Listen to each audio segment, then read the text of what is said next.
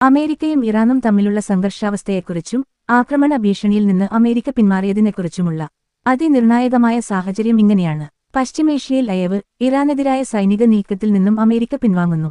ഏതാണ്ട് രണ്ടാഴ്ചയോളം നീണ്ടുനിന്ന യുദ്ധഭീതിക്കൊടുവിൽ ഇറാനെതിരെയുള്ള നേരിട്ടുള്ള സൈനികാക്രമണത്തിൽ നിന്നും അമേരിക്ക താൽക്കാലികമായി പിന്മാറുന്നു. മേഖലയിലെ സമാധാനാന്തരീക്ഷം കണക്കിലെടുത്തും അന്താരാഷ്ട്ര സമ്മർദ്ദങ്ങൾക്കും വഴങ്ങിയാണ് ഈ തീരുമാനം എന്നാണ് അറിയാൻ കഴിഞ്ഞത്. പ്രകോപനങ്ങൾ തുടർന്നാൽ ശക്തമായി തിരിച്ചടിക്കുമെന്ന് ഇറാൻ ആവർത്തിക്കുമ്പോഴും നിലവിൽ എന്തുകൊണ്ട് അമേരിക്ക പെട്ടെന്ന് പിന്മാറി? നയതന്ത്ര ഇടപെടലുകൾ, ലോകരാജ്യങ്ങളുടെ ഭാഗത്തു നിന്നുള്ള ഇടപെടലുകൾ യുദ്ധം ഒഴിവാക്കുന്നതിൽ നിർണായകമായി. തുടരുന്ന ഒരു യുദ്ധമുണ്ടായാൽ ആഗോള വിപണിയിൽ എണ്ണവില വർദ്ധിക്കുമെന്ന ആശങ്ക.